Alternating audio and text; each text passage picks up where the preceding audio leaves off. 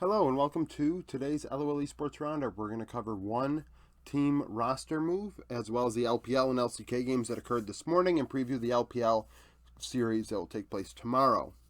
The move, although not official on Leaguepedia, and usually I don't go around the, if it's not official on Leaguepedia, I don't talk about it, but clearly this isn't a rumor because we saw Clear play for Live Sandbox. So Clear has been brought up to replace Birdall for now, or at least compete for the position.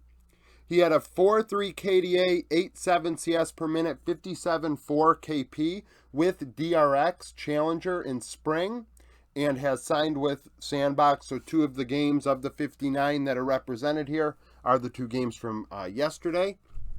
But obviously these numbers are more than justified for a role in the LCK. I mean, if you're putting up above 8 CS per minute in top lane, that's pretty good. Let alone 8.7. That's almost looking at a good mid laner sort of CS per minute from a top laner with 57 KP, so he was involved. 408 gold per minute, 472 damage per minute, 22.3% of the team's gold, 22.1% of the team's damage. You would like him to deal more damage. On average, at the CK level, he was up 290 gold, a handful of CS, and 135 XP, so not dominant in laning, but finds gold later on in the game. Had 16 solo kills, played 18 champions, so a wide champion pool. Birdall, his numbers in the LCK in summer have not been great. 2.2 KDA, 7.8 CS per minute, 50.2 KP, so Live Sandbox are not fighting around him, or he's not involved. And he's not farming that much. 364 gold per minute, 440 damage per minute, so that results in 20.7% of the team's gold, so he's a third-tier player for sure, weak side without a doubt. 22.5% of the team's damage, so is more important in the damage department, but at the LCK level, he is getting gapped. On average, he's down 535 gold, 8 CS, and 305 XP. 8 CS is not a big deal, but 535 gold on average is. So every game that he goes even, he's down 1,000 gold, is essentially what we're looking at here. Had 5 solo kills, played 8 champions in 21 games. Sandbox had to make a move. And, I mean, Clear is worthy of an LCK opportunity, a look at least. So giving him a couple weeks would be fair. LPL recap, we had Weibo 2-0 against Anyone's Legend. They're now 8-5, AL 4-10. Xiaohu was MVP, 21-2-10, 32% of damage on Azir and Tristana. Light went 8-2-15 in bot lane. Harder, 7-9-10, 33% of damage in the loss. Xiaohu's Azir came through in team fights. He had some nice shuffles. He actually really dealt a lot of damage with poke as well. But in game 2 is what really sealed the deal for me. Anyone's Legend swapped out bot laners and ZQE brought it where iBoy had not in game 1. And they were much better. However, Xiaohu was consistent on the Tristana finding kills. So despite Light not having a gaudy bot lane KDA or a ton of damage, Xiaohu was able to supplement that on the Tristana. We've seen a lot of good Tristanas in mid. It is my favorite champion to see in mid lane. I think it's very good. So with that in mind, this was very one-sided. The Shy played Quinn against ZDZ. ZDZ would solo kill him on Renekton. The Shy would recover and become relevant, which is very important. We said last week he had not done that, and this week he did. I will say I thought ZDZ did give it to the Shy, though. He solo killed him once and was competitive in the other game against him. As far as Harder's concerned, I mean, I barely really noticed him, and he led the team in damage. So he's dealing damage under the radar. I was more paying attention to ZQE, I won't lie, in game 2. Game 1 was ZDZ, so Harder between the two games was able to, deal some damage. FPX EDG, predictions, I'm 183 and 80. I went 4-1 today. EDG win 2-1. They're 8-6. FPX 4-10. Ale was MVP. Uzi went 16-8-11, 28% of damage. Ale 14-6-14. LWX 11-10-19, 34% of damage in the loss. This series was games 1 and 2 definitely determined by the top lane. Xiaohu got the better of Ale, solo killing him at one point. And then diving under turret and dying. which is going to happen, I guess. But he was really caring for FPX. He was disgusting in team fights. EDG had no answer in that game. It was awful out of them. LWX on the KSA dealing a ton of damage. Care looking very good in this series. I thought Care looked better than Fofo, to be quite honest with you.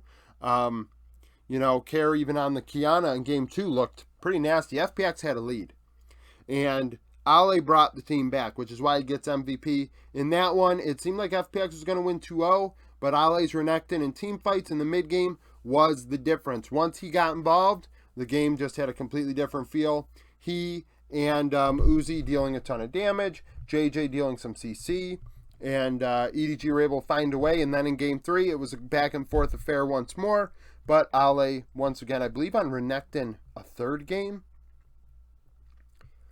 I thought Ale found moments to also have impact in that one, but really it was his game 2 turning that game around that made the difference, because in my opinion, it was very close to a 2-0 for FPX, which isn't a big shock. I predicted EG to win 2-1, but FPX, if you watched the sneak peek yesterday, beat EDG in spring, and it was pretty much the same lineups.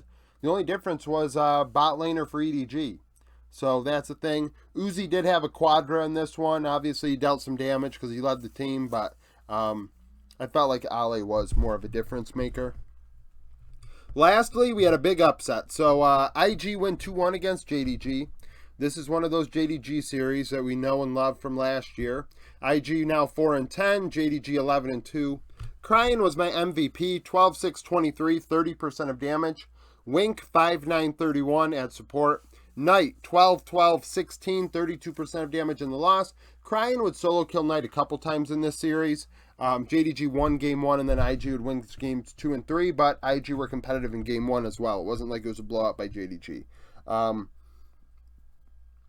not going to make too much of this.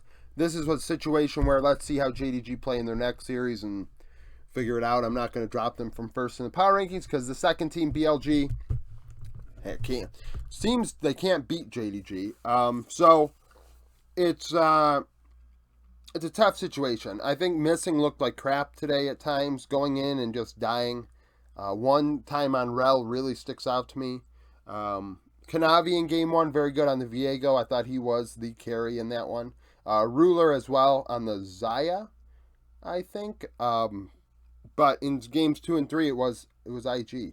Cryan was good on the Nico, finding opportunities to have pop blossoms. He was a menace. That's why he had 23 assists.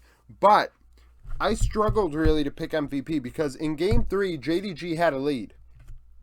And IG won because Wink had 2 key blitz hooks in the mid lane that brought IG back a bit and allowed them to actually come back in that game.